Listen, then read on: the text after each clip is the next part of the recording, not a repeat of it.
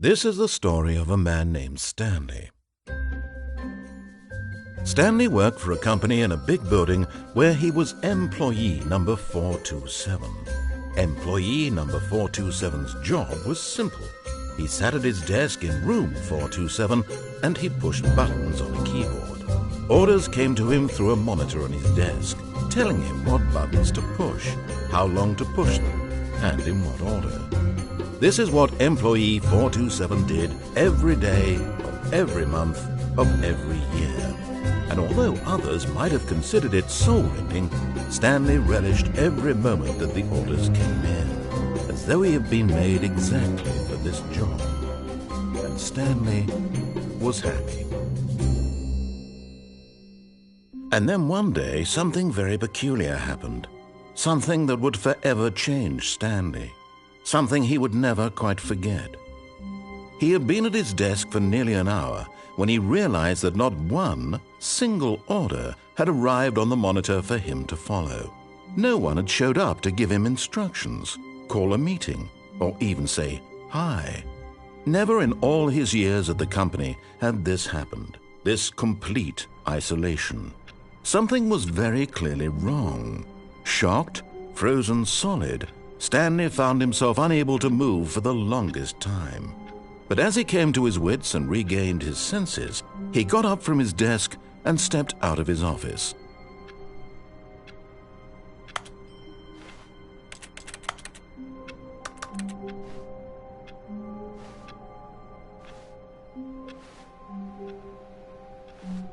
All of his co-workers were gone. What could it mean? Stanley decided to go to the meeting room. Perhaps he had simply missed a memo.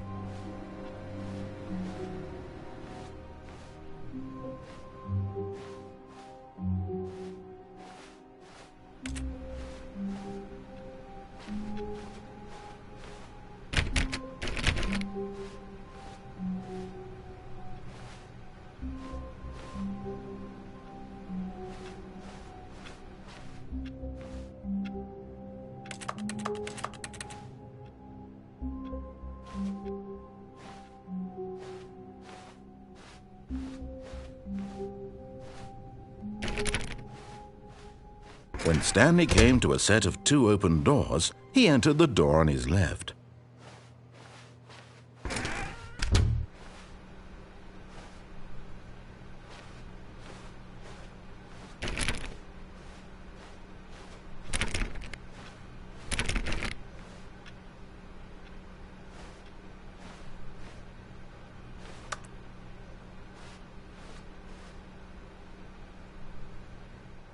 Yet there was not a single person here either.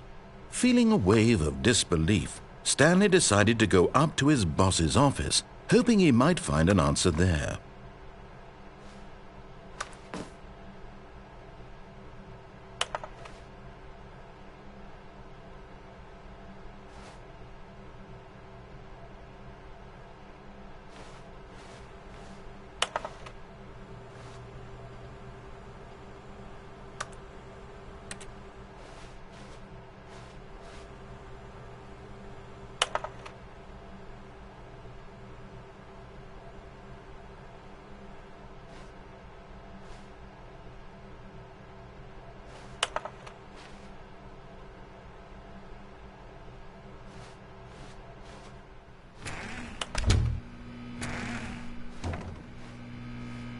Stanley stepped into the broom closet, but there was nothing here, so he turned around and got back on track.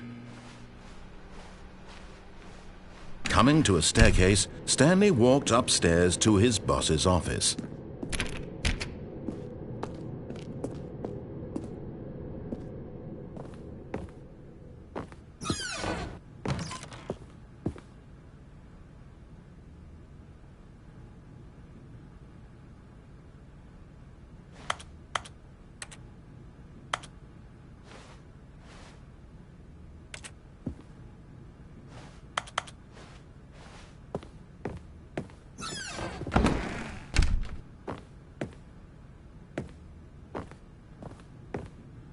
Stepping into his manager's office, Stanley was once again stunned to discover not an indication of any human life. Shocked, Unraveled, Stanley wondered in disbelief who orchestrated this. What dark secret was being held from him? What he could not have known was that the keypad behind the boss's desk guarded the terrible truth that his boss had been keeping from him. And so the boss had assigned it an extra secret PIN number, 2845. But of course, Stanley couldn't possibly have known this.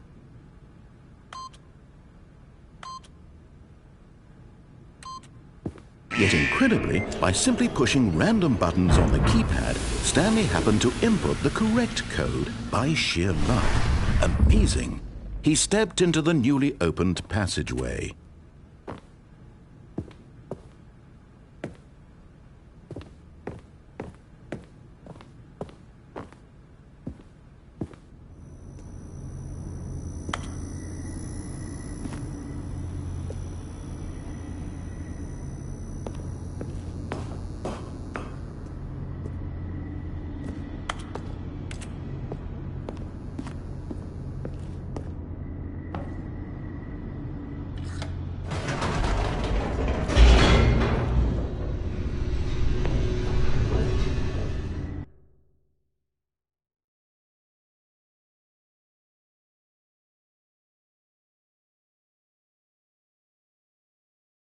Descending deeper into the building, Stanley realized he felt a bit peculiar. It was a stirring of emotion in his chest, as though he felt more free to think for himself, to question the nature of his job. Why did he feel this now, when for years it had never occurred to him? This question would not go unanswered for long.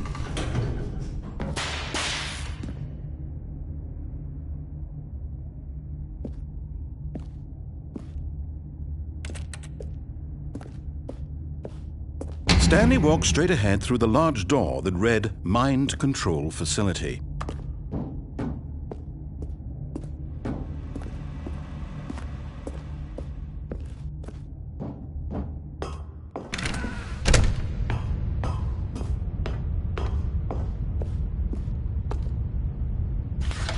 The lights rose on an enormous room packed with television screens. What horrible secret did this place hold? Stanley thought to himself. Did he have the strength to find out?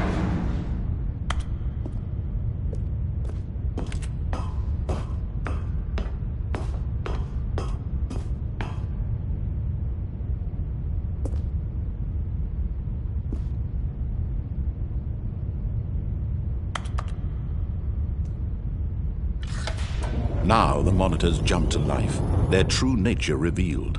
Each bore the number of an employee in the building, Stanley's co-workers. The lives of so many individuals reduced to images on a screen, and Stanley, one of them, eternally monitored in this place where freedom meant nothing.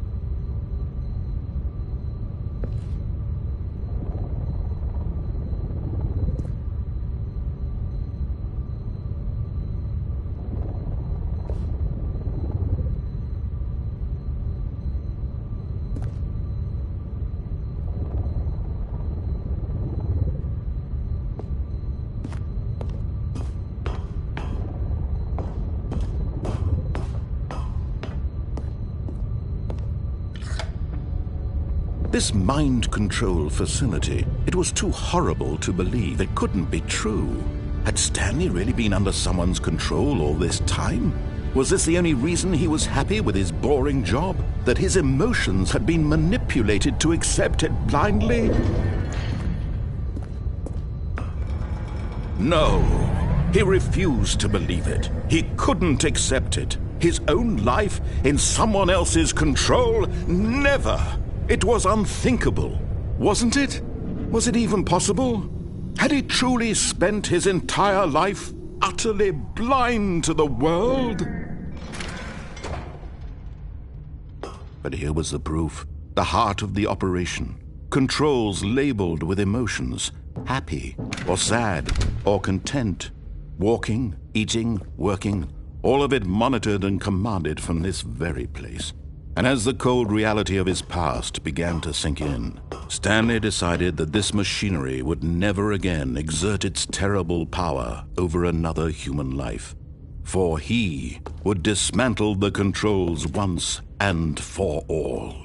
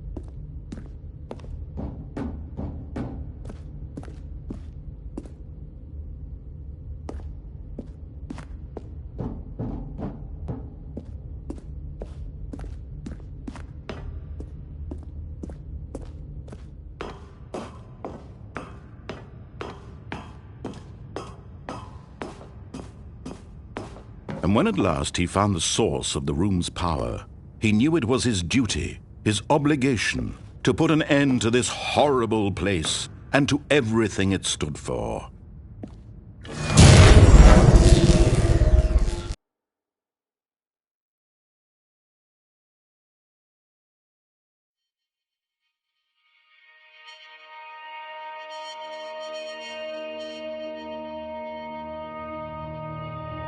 Blackness and a rising chill of uncertainty. Was it over? Yes! He had won! He had defeated the machine, unshackled himself from someone else's command. Freedom was mere moments away. And yet, even as the immense door slowly opened, Stanley reflected on how many puzzles still lay unsolved. Where had his co-workers gone? How had he been freed from the machine's grasp? What other mysteries did this strange building hold? But as sunlight streamed into the chamber, he realized none of this mattered to him, for it was not knowledge or even power that he had been seeking, but happiness. Perhaps his goal had not been to understand, but to let go. No longer would anyone tell him where to go, what to do, or how to feel. Whatever life he lives, it will be his. And that was all he needed to know. It was perhaps the only thing worth knowing. Stanley stepped through the open door. Stanley felt the cool breeze upon his skin, the feeling of liberation, the immense possibility of the new path before him. This was exactly the way, right now, that things were meant to happen. And Stanley was happy.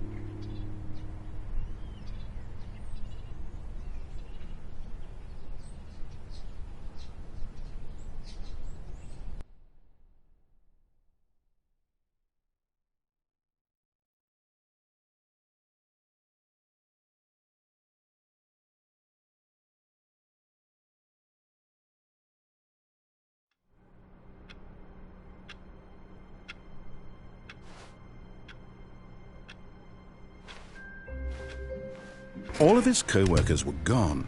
What could it mean?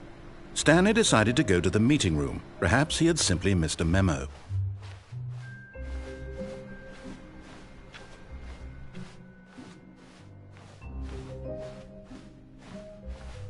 When Stanley came to a set of 2 open doors, he entered the door on his left.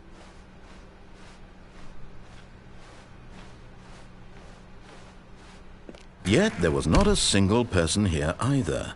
Feeling a wave of disbelief, Stanley decided to go up to his boss's office, hoping he might find an answer there. Coming to a staircase, Stanley walked upstairs to his boss's office.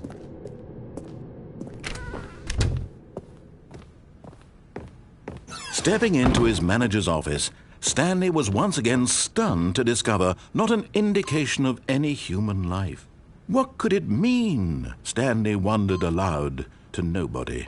He began wildly tearing through papers on the boss's desk, pulling books off the shelf, looking behind paintings, desperate for clues to his situation. But his attention was caught by a keypad behind the boss's desk. What could its purpose be? In fact, this keypad guarded the terrible secret that lay buried below his feet. And so the boss had assigned it an extra secret PIN number, 2845.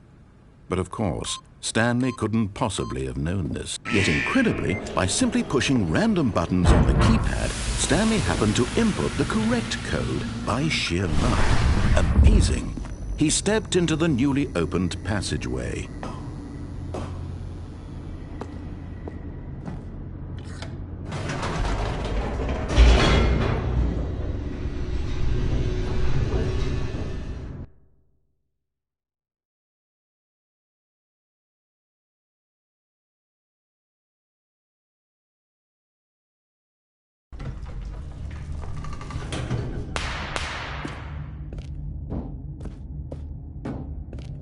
Stanley walked straight ahead through the large door that read Mind Control Facility. Although this passageway had the word escape written on it, the truth was that at the end of this hall, Stanley would meet his violent death. The door behind him was not shut. Stanley still had every opportunity to turn around and get back on track. At this point, Stanley was making a conscious, concerted effort to walk forward and willingly confront his death.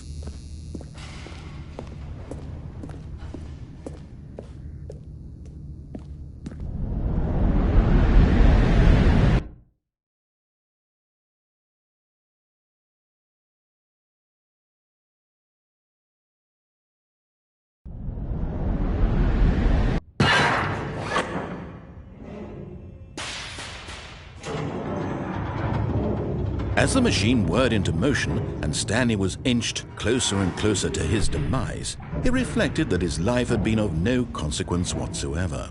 Stanley can't see the bigger picture. He doesn't know the real story, trapped forever in his narrow vision of what this world is. Perhaps his death was of no great loss, like plucking the eyeballs from a blind man. And so he resigned and willingly accepted this violent end to his brief and shallow life. Farewell, Stanley.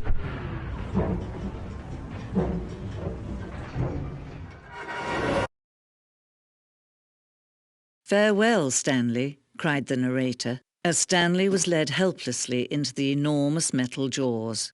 In a single visceral instant, Stanley was obliterated as the machine crushed every bone in his body, killing him instantly.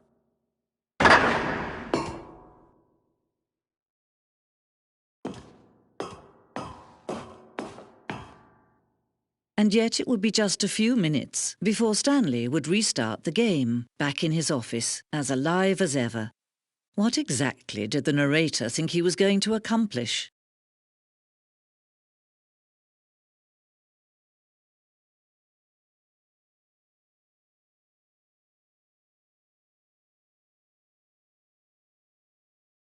When every path you can walk has been created for you long in advance, death becomes meaningless, making life the same. Do you see now? Do you see that Stanley was already dead from the moment he hit start?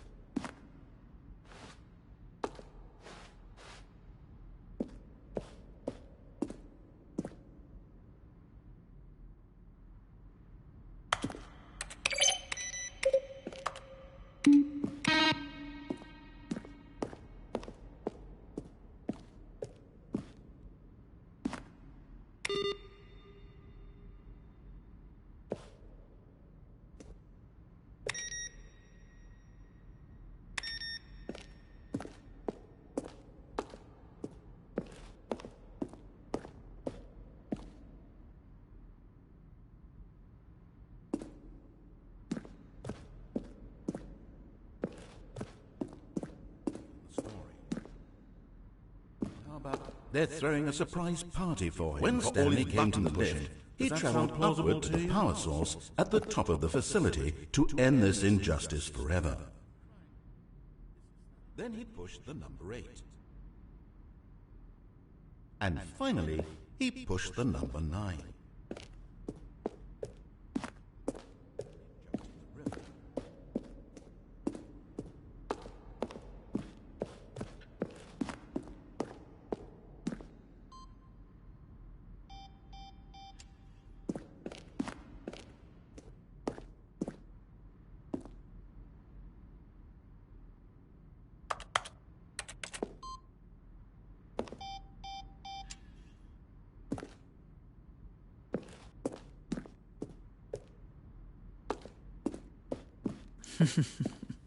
Oh, look at these two. How they wish to destroy one another. How they wish to control one another. How they both wish to be free.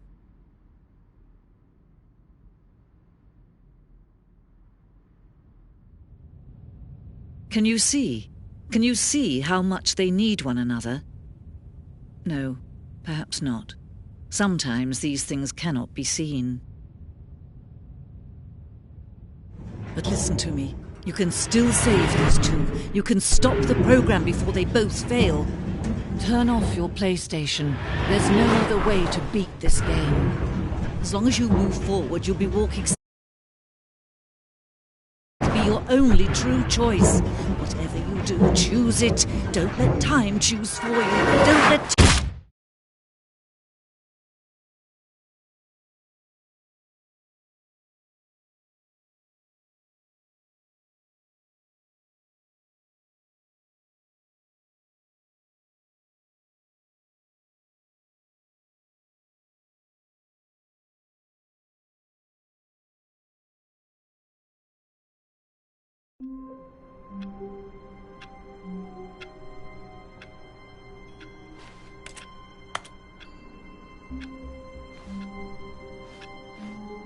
All of his co-workers were gone. What could it mean? Stanley decided to go to the meeting room. Perhaps he had simply missed a memo.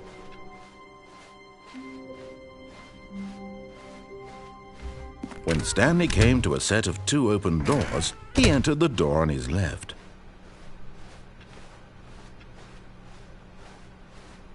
Yet there was not a single person here either. Feeling a wave of disbelief, Stanley decided to go up to his boss. Coming to a staircase, Stanley walked upstairs to his boss's office.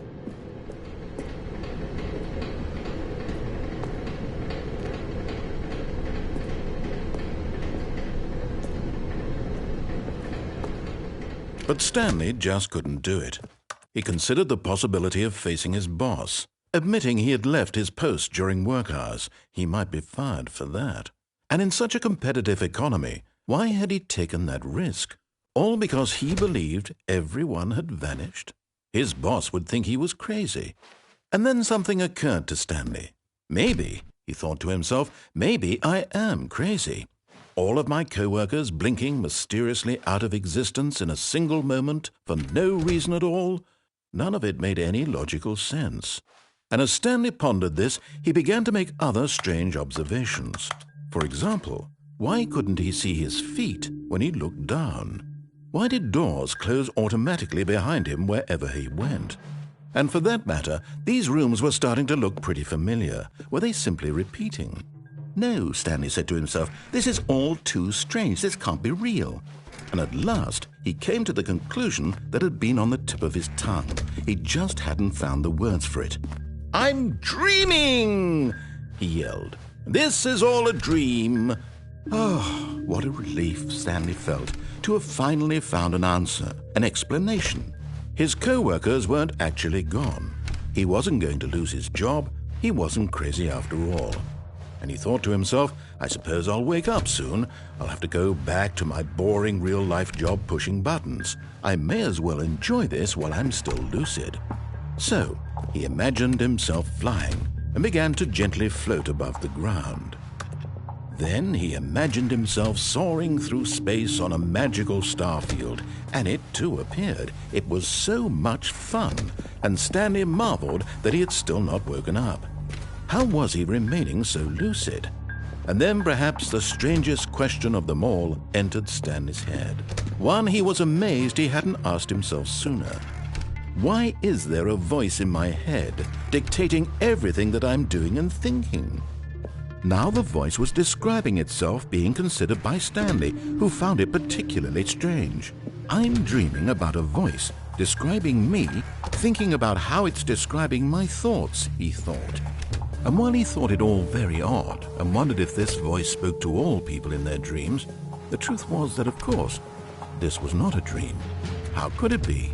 Was Stanley simply deceiving himself, believing that if he's asleep, he doesn't have to take responsibility for himself? Stanley is as awake right now as he's ever been in his life. Now, hearing the voice speak these words was quite a shock to Stanley. After all, he knew for certain, beyond a doubt, that this was in fact a dream. Did the voice not see him float and make the magical stars just a moment ago? How else would the voice explain all that? This voice was a part of himself too. Surely, if he could just... He would prove it. He would prove that he was in control, that this was a dream. So he closed his eyes gently, and he invited himself to wake up. He felt the cool weight of the blanket on his skin, the press of the mattress on his back, the fresh air of a world outside this one. Let me wake up, he thought to himself. I'm through with this dream. I wish it to be over. Let me go back to my job. Let me continue pushing the buttons.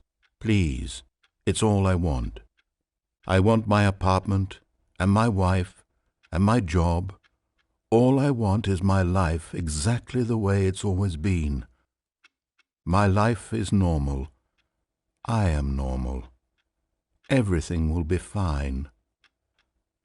I am okay.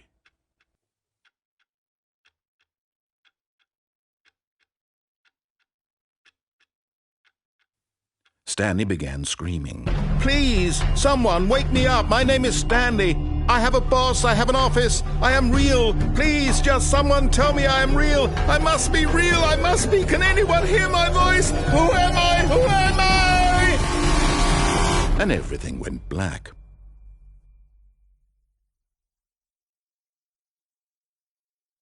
This is the story of a woman named Mariella. Mariella woke up on a day like any other. She arose, got dressed, gathered her belongings, and walked to her place of work. But on this particular day, her walk was interrupted by the body of a man who had stumbled through town talking and screaming to himself, and then collapsed dead on the sidewalk. And although she would soon turn to go call for an ambulance, for just a few brief moments she considered the strange man. He was obviously crazy, this much she knew. Everyone knows what crazy people look like. And in that moment, she thought to herself how lucky she was to be normal. I am sane. I am in control of my mind. I know what is real and what isn't. It was comforting to think this, and in a certain way, seeing this man made her feel better. But then she remembered the meeting she had scheduled for that day, the very important people whose impressions of her would affect her career, and by extension, the rest of her life. She had no time for this, so it was only a moment that she stood there, staring down at the body. And then she turned and ran.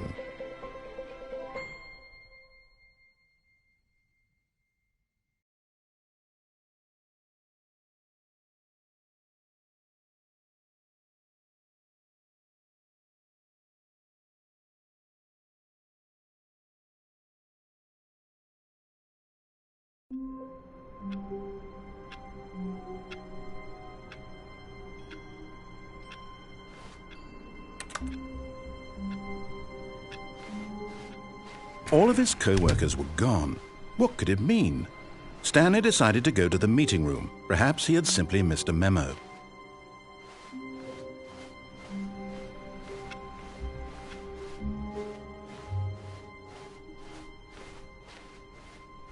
When Stanley came to a set of 2 open doors, he entered the door on his left.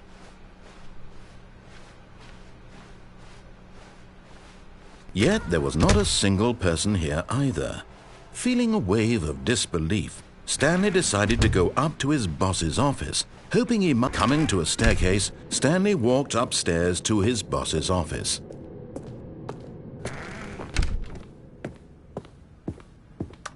The moment he entered his manager's office, Stanley froze in his tracks. Not a living soul anywhere. Could he really be? Stanley was in such a rush to get through the story as quickly as possible, he didn't even have a single minute to just let the narrator talk. That kind of anxiety isn't healthy, so he relaxed for a few moments with some calming New Age music.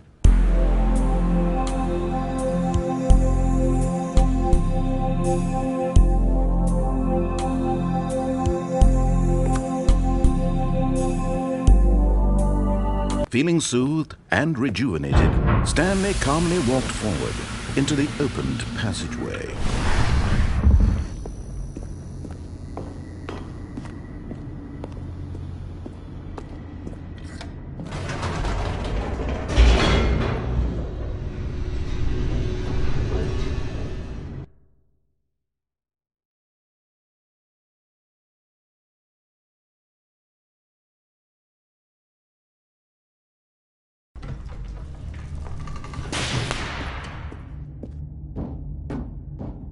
Stanley walked straight ahead through the large door that read Mind Control Facility.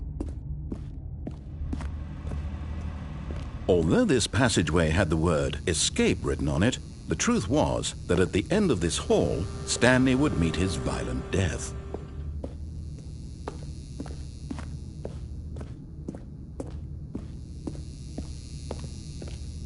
The door behind him was not shut. Stanley still had every opportunity to turn around and get back on track.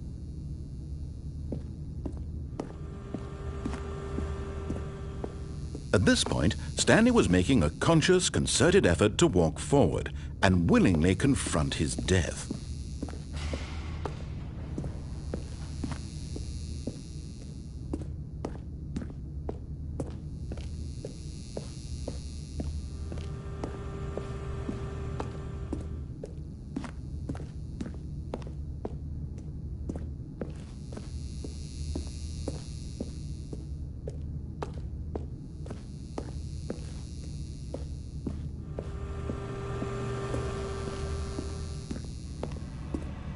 But of course, Stanley thought better of it and realized he simply had too much to live for.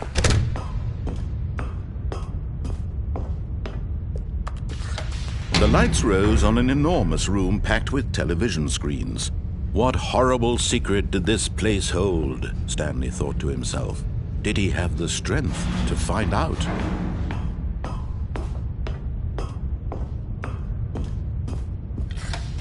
Now the monitors jumped to life, their true nature revealed.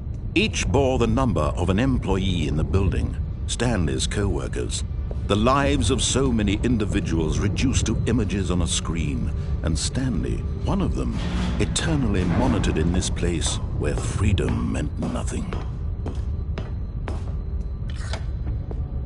This mind control facility, it was too horrible to believe. It couldn't be true. Had Stanley really been under someone's control all this time? Was this the only reason he was happy with his boring job? That his emotions had been manipulated to accept it blindly? No, he refused to believe it. He couldn't accept it. His own life in someone else's control? Never! It was unthinkable, wasn't it? Was it even possible? Had he truly spent his entire life utterly blind to the world? But here was the proof, the heart of the operation. Controls labeled with emotions, happy or sad or content. Walking, eating, working, all of it monitored and commanded from this very place. And as the cold reality of his past began to sink in, Stanley decided that this machinery would never again exert its terrible power over another human life. For he would dismantle the controls once and for all.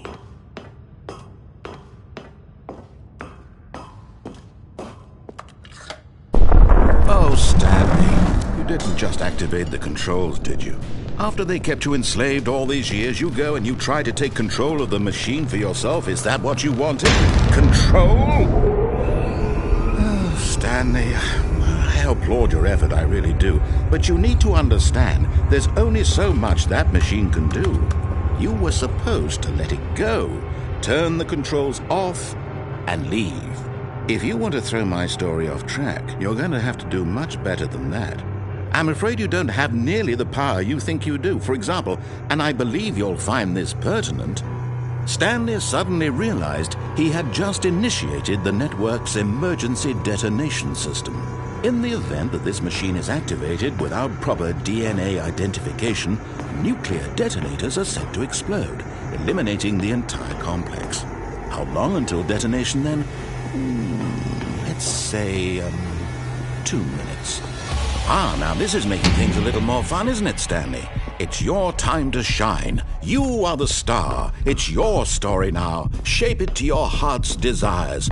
Oh, this is much better than what I had in mind. What a shame we have so little time left to enjoy it. Mere moments until the bomb goes off. But what precious moments each one of them is.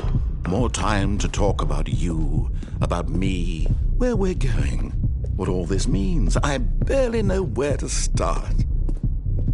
What's that? You'd like to know where your co-workers are? A moment of solace before you're obliterated? All right, I'm in a good mood. You're going to die anyway. I'll tell you exactly what happened to them. I erased them. I turned off the machine. I set you free. Of course, that was merely in this instance of the story. Sometimes when I tell it, I simply let you sit there in your office forever, pushing buttons endlessly and then dying alone.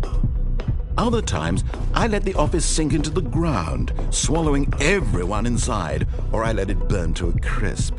I have to say this, though, this version of events has been rather amusing. Watching you try to make sense of everything and take back the control wrested away from you, it's quite rich. I almost hate to see it go. But I'm sure whatever I come up with on the next go-around will be even better. My goodness, only 34 seconds left. But I'm enjoying this so much. You know what? To hell with it. I'm going to put some extra time on the clock. Why not? These are precious additional seconds, Stanley. Time doesn't grow on trees. Oh dear me, what's the matter, Stanley? Is it that you have no idea where you're going or what you're supposed to be doing right now? Or did you just assume when you saw that timer that something in this room was capable of turning it off? I mean, look at you. Running from button to button, screen to screen, clicking on every little thing in this room. These numbered buttons, no, these colored ones. Or maybe this big red button, or this door. Everything, anything, something here will save me. Why would you think that, Stanley? That this video game can be beaten? Won? Solved? Do you have any idea what your purpose in this place is? Stanley, you're in for quite a disappointment. But here's a spoiler for you. That timer isn't a catalyst to keep the action moving along. It's just seconds ticking away to your death. You're only still playing instead of watching a cutscene because I want to watch you for every moment that you're powerless. To see you made humble. This is not a challenge. It's a tragedy. You wanted to control this world, that's fine. But I'm going to destroy it first, so you can't. Take a look at the clock, Stanley. That's 30 seconds you have left to struggle. 30 seconds until a big boom and then nothing. No ending here, just you being blown to pieces. Will you cling desperately to your frail life, or will you let it go peacefully? Another choice. Make it count, or don't. It's all the same to me, all a part of the joke. And believe me, I will be laughing at every second of your inevitable life from the moment we fade in until the moment I say, happily ever after.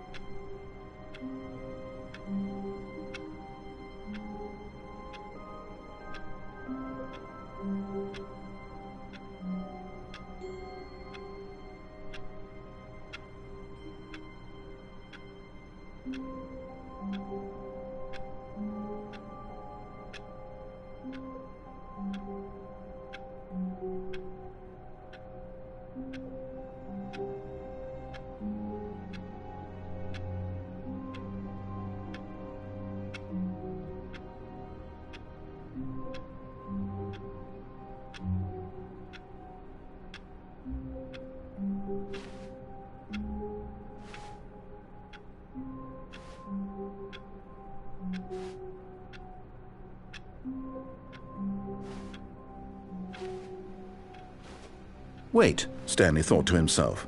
Am I sure that the orders stopped coming in? How is that possible? They never stopped. Surely I was mistaken. No, the orders were still missing. For now.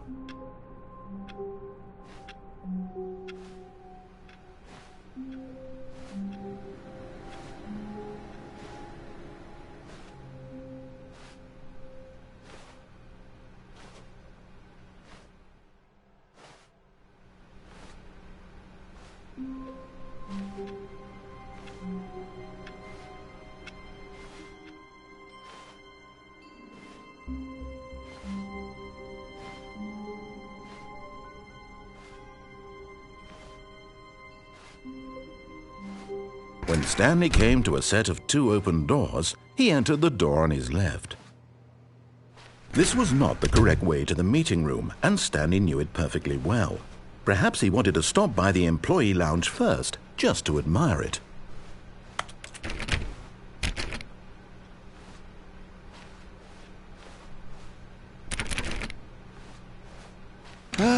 Yes, truly a room worth admiring.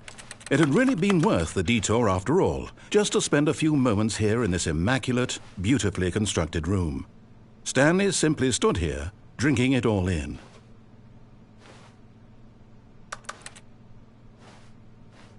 But eager to get back to business, Stanley took the first open door on his left. And so he detoured through the maintenance section, walked straight ahead to the opposite door, and got back on track.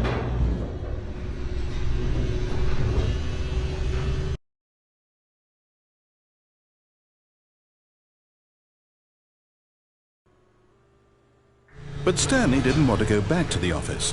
He wanted to wander about and get even further off track. So now in order to get back, he needed to go,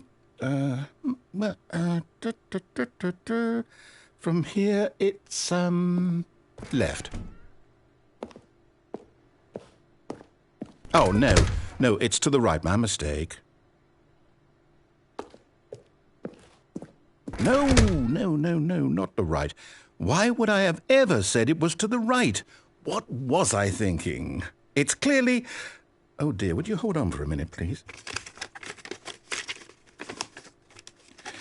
Now, let's see. We went down, right, left, down, left, right. Yep, okay, yes. I've got it now. This story is absolutely, definitely this way.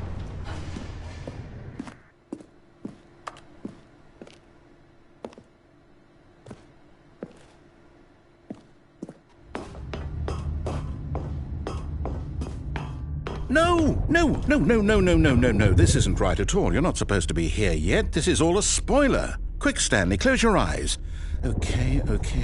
We just have to get back to, who am I kidding? It's all rubbish now. The whole story completely unusable. How about, rather than waste my time trying to salvage this nonsense, we'll just restart the game from the beginning. And this time, suppose we don't wander so far off track, Okay, from the top.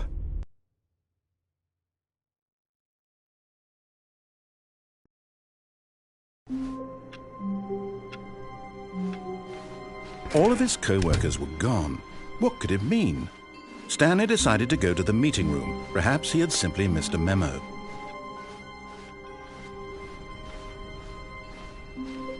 When Stanley... Wait, what? No, I restarted. I swear I definitely restarted the game over, completely fresh. Everything should be... Oh, did something change? Stanley, did you change anything when we were back in that room with all the monitors? Did you move the story somewhere or... Hold on. Why am I asking you? I'm the one who wrote the story. It was right here just a minute ago. I know for sure that it's here somewhere. Okay, then. It's an adventure. Come, Stanley. Let's find the story.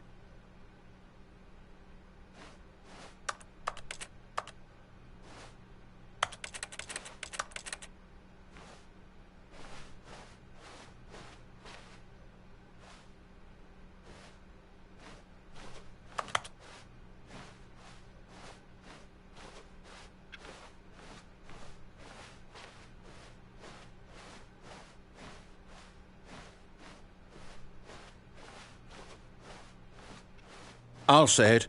This is the worst adventure I've ever been on. I can promise you there definitely was a story here before. Do we need to restart the game again? Well, I find it unlikely that we'll ever progress by starting over and over again, but it's got to be better than this. Okay, let's give it a shot. Why not?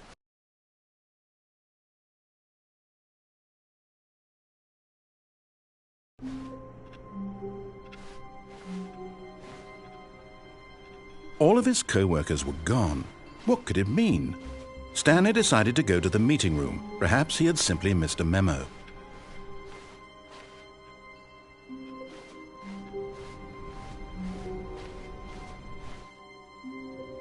Okay, yep, it's worse. I might be remembering this wrong. It's possible the story is back where we just came from. Why don't we go back the other direction and see if we missed anything?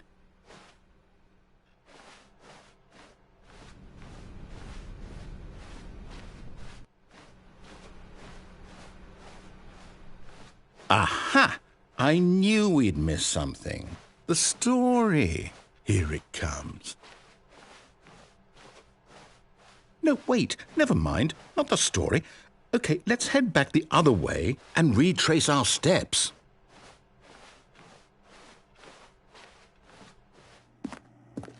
Now this... Well, I'll be honest, I don't recognize this place at all. Is this the story? I don't think so. I can't quite recall, but I believe my story took place in an office building. Is that correct? Do you remember, Stanley? Well, do you know what? Since I've completely forgotten what we were supposed to be doing, how about this? You win! Congratulations! I know you put in a lot of hard work, and it really paid off, so good job. Oh, no. No, I don't feel right about this at all. We both know you didn't put in any actual work for that win. Some people win fair and square, and this was not one of those situations. Okay, I'm getting weirded out by whatever this place is. I don't care what might happen this time. I have to restart.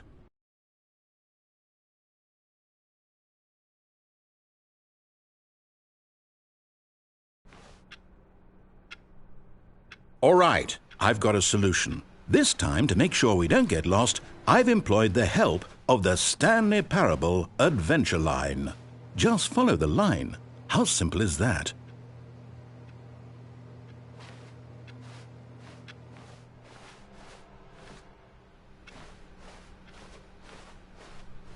No, I'm down. We're leaving it up to the line from now on.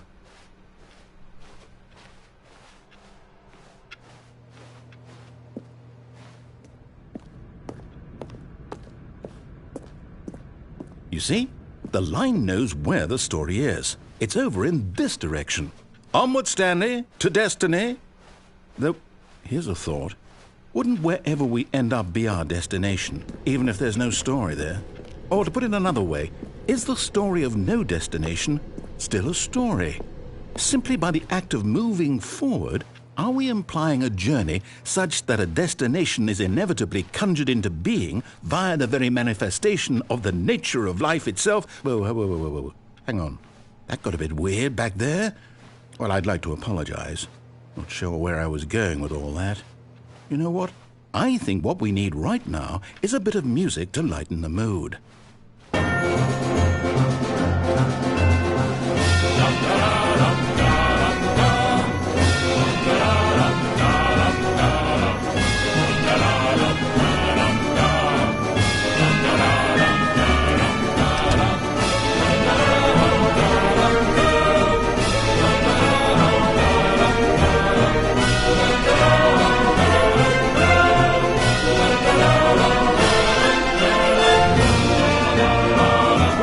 Cut the music, go back and look at that fern.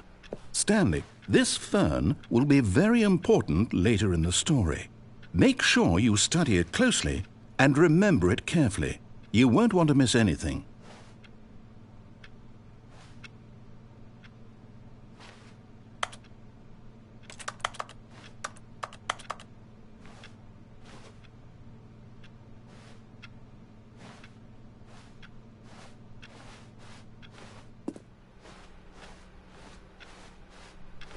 Wait, what? We're back at the office? No. Line, you do know we're looking for the Stanley Parable, right? The story? Is any of this ringing a bell?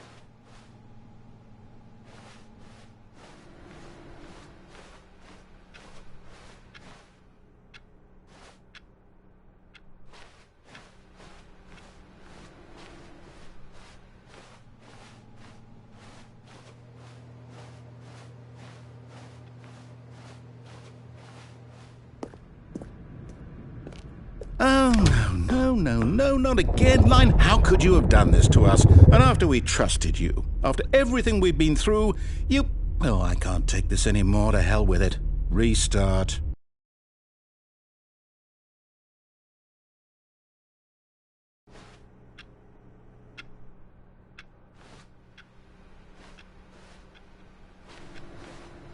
You know what, Stanley? I say forget the adventure line. What's it ever done for us? We're intelligent people, right? Why can't we make up our own story? Something exciting, daring, mysterious. Ooh, this all sounds perfectly doable. Why don't we simply start wandering in, well, I don't know. How about this direction?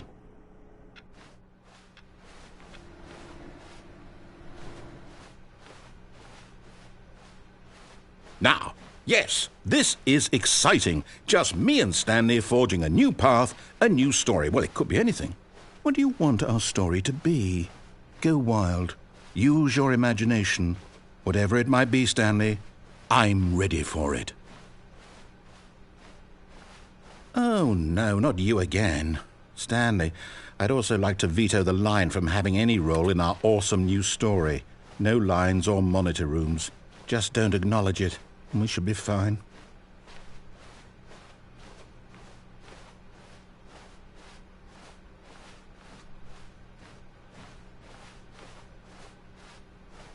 Ah, a choice. We get to make a decision.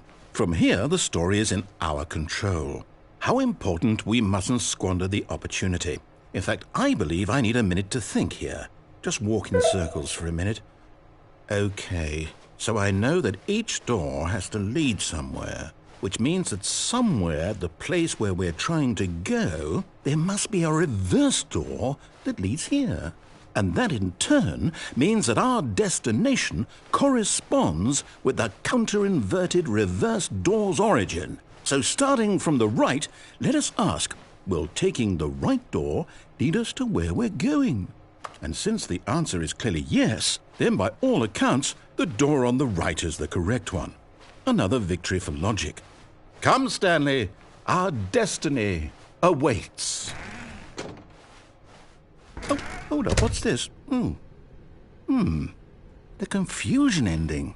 You're telling me that's what this is? It's all one giant ending? And we're supposed to restart the game, what, eight times? That's really how all this goes? It's all determined?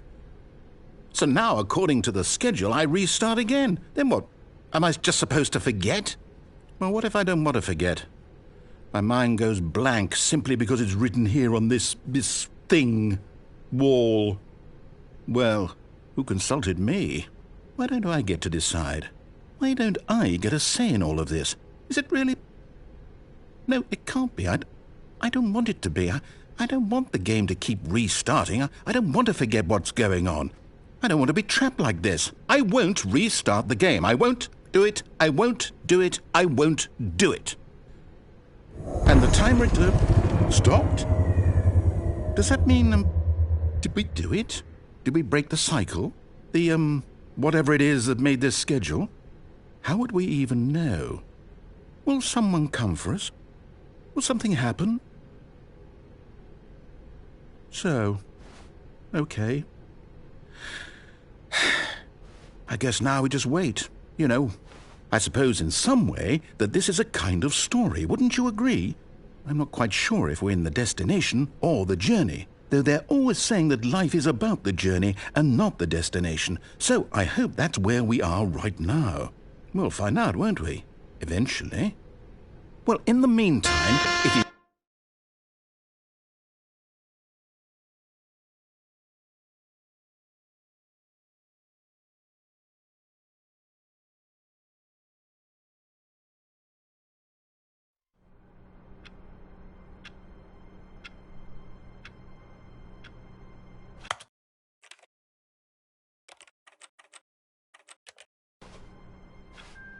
How wonderful.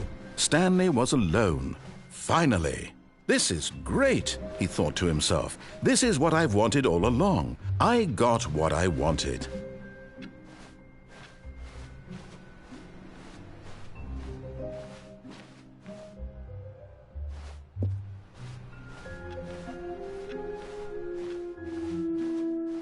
Oh, new content? What does that mean, new content?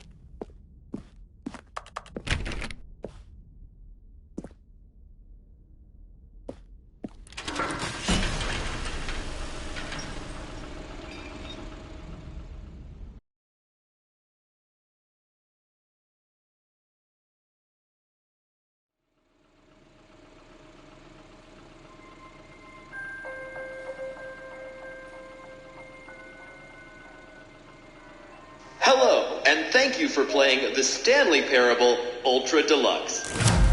As you may know, the Stanley Parable was a video game released in 2013 on home computers. After receiving critical and commercial success, it was expanded upon in 2022 with the Stanley Parable Ultra Deluxe, a reimagining of the game for consoles and home computers. The Stanley Parable Ultra Deluxe features exciting new content that broadens and expands the world of the Stanley Parable, delighting audiences the world over. Please, step inside and see what thrilling new adventures await in the Stanley Parable Ultra Deluxe. Oh, well, this sounds delightful. I'm very excited to see the thrilling new Ultra Deluxe content. Okay, so far it's an elevator. Nothing special yet, but I'm sure it's just the beginning of a mesmerizing adventure.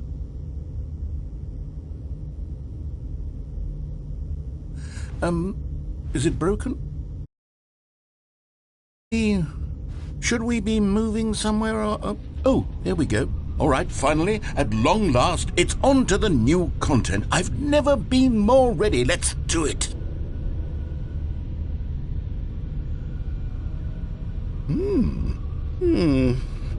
I have to say, initial impressions of Stanley Parable Ultra Deluxe, mostly tedious.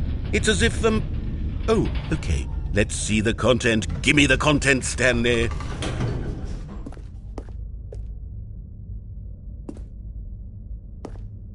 All right, let's see. It's the jump circle.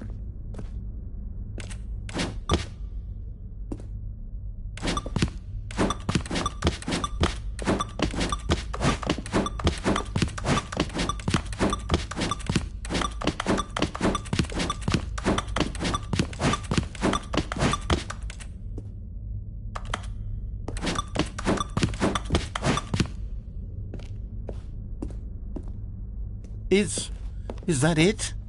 Surely that's not all the new content. There has to be something else, right?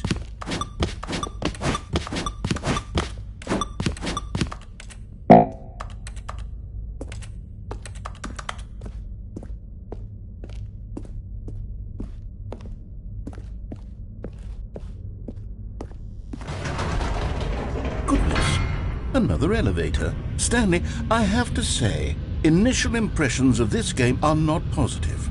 It's just elevators and jumping. Is this what passes for exciting new content? If this is new content, then I could just read you the whole dictionary. There's 20 hours of new content right there. Hell, I could count to 30 trillion. You could put that on the box. The Stanley Parable Ultra Deluxe, now with over 1,000 hours of new content. And if... Oh, wait. There's more. Very good. Yes. I knew there had to be something else. Let's see it.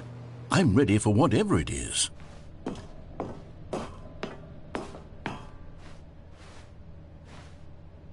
That's it? Oh, you've got to be kidding me. You see, Stanley?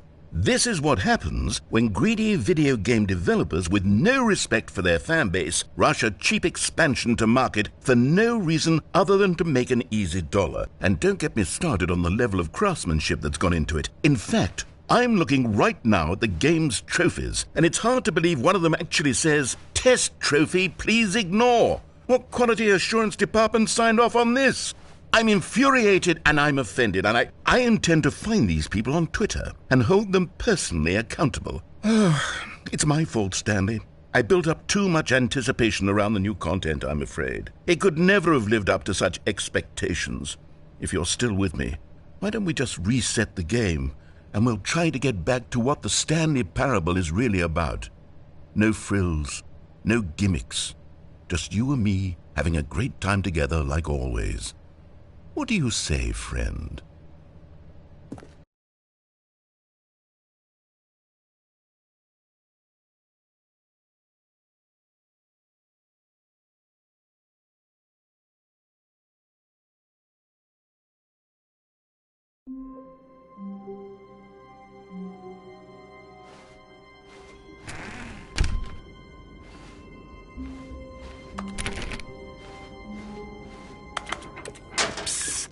Stanley, come over here.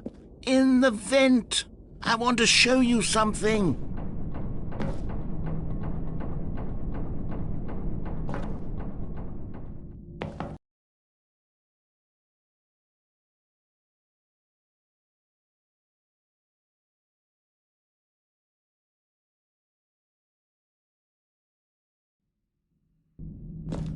Okay, you remember how cheap and unsatisfying the new Ultra Deluxe content turned out to be? Well, it got me thinking about the past, and how much better the Stanley Parable used to be. So I made something special and tucked it away here where the game's developers won't find it. Just our little secret. Take a look. I call it the Memory Zone. It's where I've been storing all my favorite memories so I can relive the peak experiences of my life whenever I want. Experiences like the launch of the Stanley Parable on PC. You see, Stanley, doesn't the Memory Zone remind you of how wonderful Stanley Parable was before it was sullied with a cheap PlayStation port? Remember back in October of 2013, when the game originally launched? Back then, video games had integrity. Back then, it all meant something. Oh, the waste.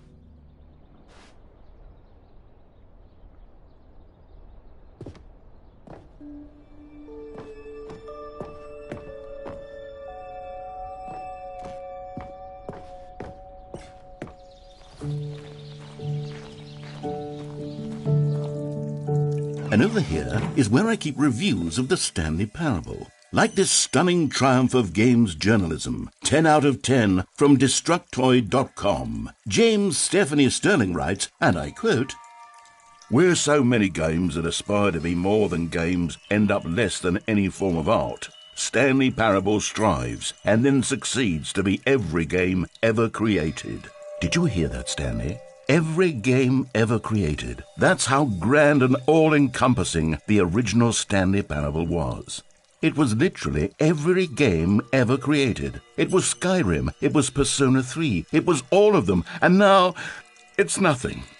It's no games at all. It isn't even the Stanley Parable anymore. It's just a husk now, a lifeless husk with an hour of new elevator content.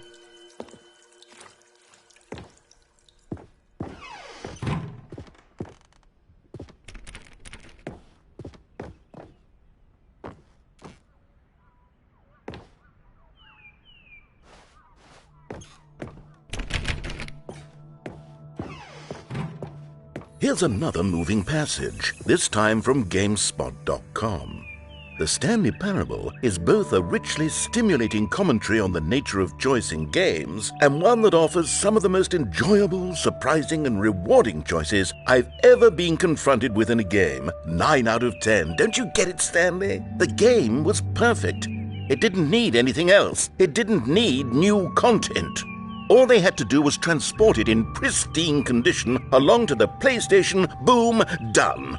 And they couldn't even do that. Couldn't resist the urge to go meddling with a beloved franchise.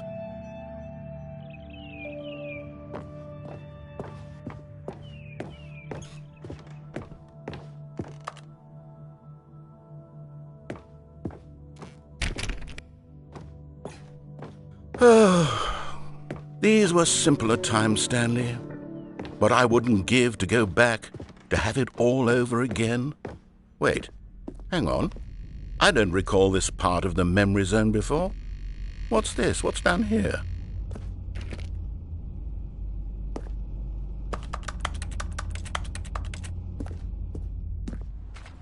Oh no, oh God, no, Stanley. It's a collection of reviews from Pressurized Gas, the extremely popular online storefront for computer games. I haven't looked at these in years. I can't even imagine what's been collecting down here. Surely these reviews were glowing as well, weren't they? Honestly, I could not be bothered to play this game to full completion. The narrator is obnoxious and unfunny, with his humor and dialogue proving to be more irritating than entertaining. Unfunny! I'm not trying to be funny. I'm trying to make a serious work of art. I suppose I could write up a handful of gags to insert into the Stanley Parable, but the game is already such a densely layered web of profound philosophical insights that I can't even imagine where I'd have the room to stick them.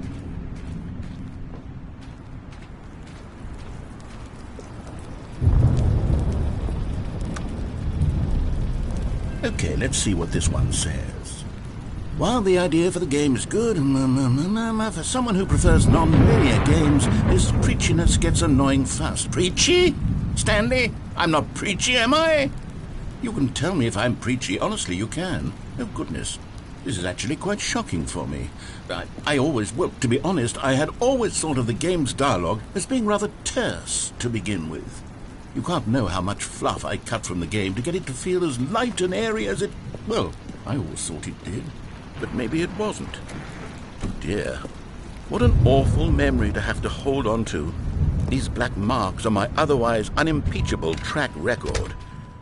I feel like a failure, like I let these people down. Perhaps the Stanley Parable isn't quite as sterling as I always remembered. What's this one got to say? You constantly have to stop doing anything so the narrator can catch up with his long-winded explanations of what's happening. I wish there was a skip button. A skip button? Well, yes. Yes, I think we can do that. If I'm truly too preachy, then maybe letting you skip ahead for just a moment, surely it couldn't hurt. Not if it means we can strike these negative reviews from the record. Only positive reviews of the Stanley Parable. That's my motto today, and it's always been my motto. I'd do anything for the customer, Stanley. Yes, a skip button we shall have. And here it is. Go ahead and give it a shot. I'll pop you forward in time so that the second my incessant droning starts to bore you, with just the push of a button, you'll have zipped right past it. It's what the players have been asking for, and I'm very proud to have delivered. No more listening to me rambling on and on and on. No. The Stanley Parable is a game for the people, and if the people want silence, then by goodness, that's what they're going to get. Well, don't sit around waiting for me to shut up. Go ahead and make me shut up. Here, we'll pretend that I've just begun an interminable monologue, and it goes something like this. The story and the choices, or what have you, and therefore by becoming it is, so on and so forth, until inevitably we all until the end of time, at which time everything all at once, so, now you see, blah blah blah blah blah blah blah blah blah blah blah blah blah blah blah. We've eaten too much and it can't be just yet, no, until 245. That the logic of elimination working backwards, the deduction therefore becomes impossible to manufacture. It went on for nearly 10,000 years, until just yesterday, here and there, forward and back, and never a moment before lunchtime. It can't be. It's the only thing there is. How many billions left until so much more than forever ago? Which is why I say, the story and the choices, or what have you, and therefore by becoming it is, so on and so forth, until inevitably we all until the end of time, at which time everything all at once, so, now you see, blah blah blah blah blah blah blah blah blah blah blah blah blah blah. We've eaten too much and it can't be just yet, no, until 245. That the logic of elimination working backwards, the deduction therefore becomes impossible to manufacture. It went on for nearly 10,000 years, until just yesterday, here and there, forward and back, and never a moment before lunchtime. It can't be. It's the only thing there is. How many billions left until so much more than forever ago? Which is why I say, the story and the choices, or what have you, and therefore by becoming it is, so on and so forth. Oh, you're back, you see. You were only frozen in time for a few minutes, but it was plenty of time for me to deliver a long, rambling monologue full of unnecessary verbal flourishes and lengthy ruminations on the nature of choice in video games. Of course, I happen to believe it was perhaps one of my more profound such ruminations. Not that, of course, you need a description of it, but if I had to describe it, I'd say it was perhaps less of a rumination and more of a treatise. Or maybe a manifesto.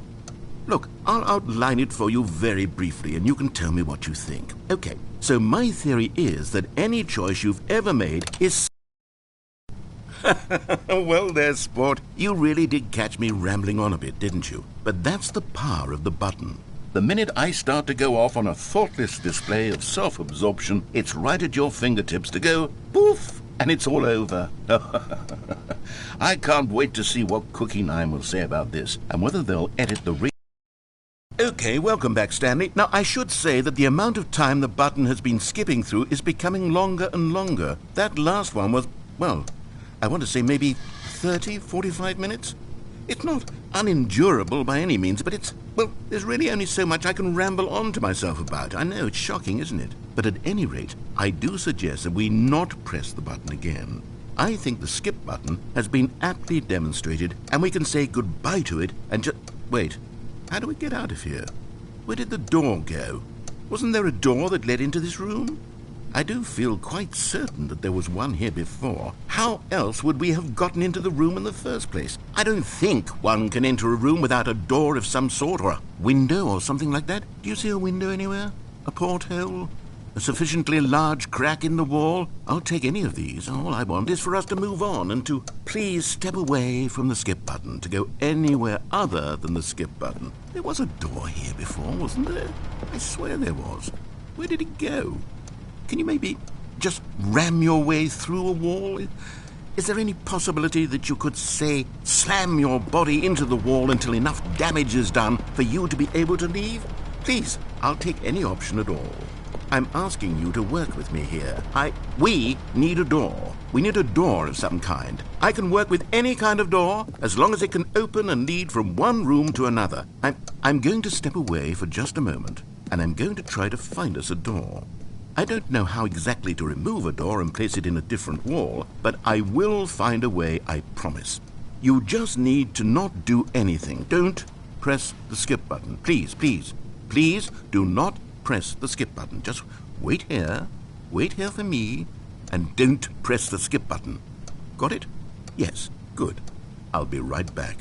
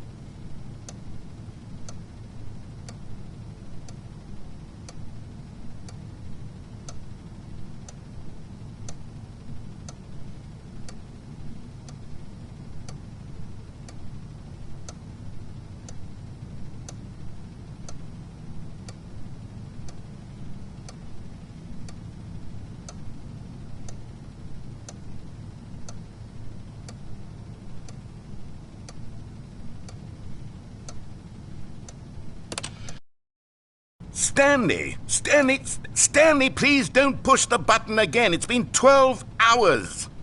You've just been frozen there.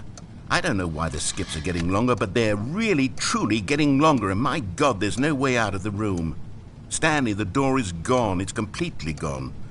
I've looked at it from every angle. I've checked every one of those walls 1,000 times, and there's no door, Stanley. There's no door. There's just you and the button, and if you keep pressing it, I have no idea what will happen. I have no idea how long I'll be made to sit here, and more than anything else, I don't know how to stop you from pressing the button again.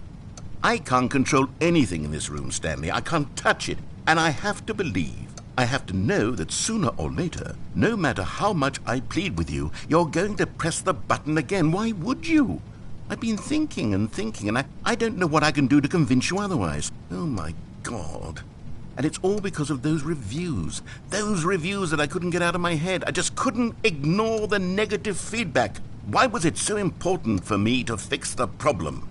Why did Cookie Nine's opinion matter so much to me? I've never even met Cookie Nine. I have no idea who they are.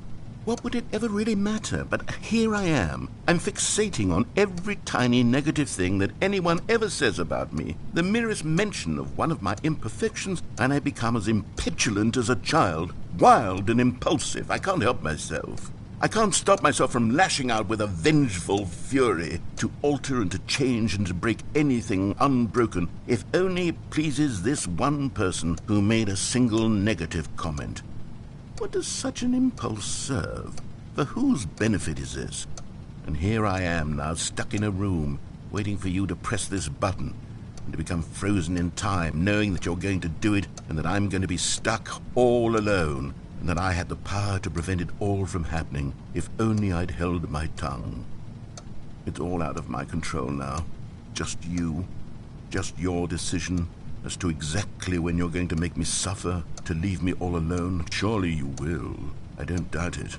Surely you'll press that button again, leaving me here. And surely you'll put your own desire to see what's next ahead of my need for company, for companionship. Surely you'll not be moved by my howls of fitful anxiety, that you sit with me and just stay here. Oh, no, I know you too well. You'll be leaving me. Oh, my God.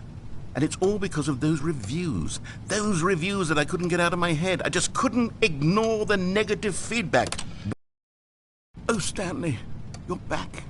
You're back. Oh, my goodness. I have someone to talk to again. Stanley, I think it's been a week.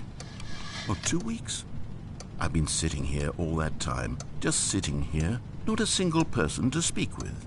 And you'd think that that's just how it's always been, right? Me talking, and you saying nothing. Would you think that it's exactly the same as always? Doesn't that feel like what we've already been doing? Me just talking? But it isn't, Stanley. It isn't the same at all. It isn't even close. Because I know you can't hear me once you push that button. That's what I'm realizing now, Stanley. I'm realizing that I needed to know that someone was listening.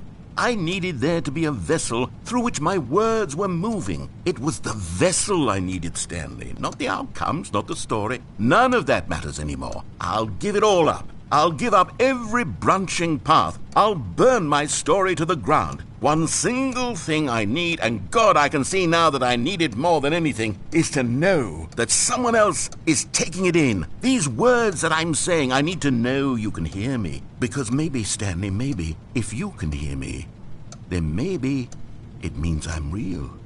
Maybe I'm not just a fiction. Was I... Oh, hello, it's you. You're here again. Welcome. I have had time to think about you and about us and about everything we've been through. I've had so much time, I stopped keeping track after a year. Have you ever sat down in one place and not moved for one entire year? Let me describe it for you. To begin with, there is only regret. There is only the turning wheel of missed opportunities. I felt nothing at all but regret for the longest time, Stanley. Days, months. I lost it all in a blur of the deepest longing to undo the past. And when that feeling had begun to subside,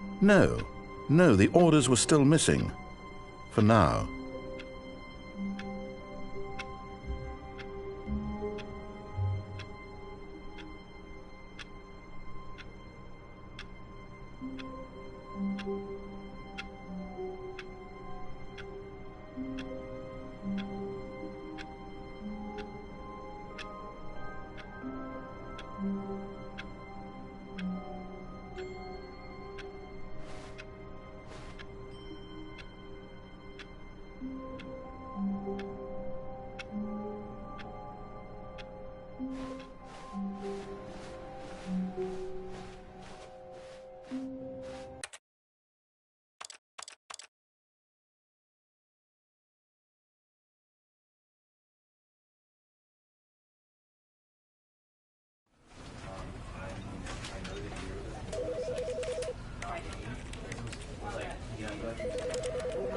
Because I wanted to put him down here, but basically, right.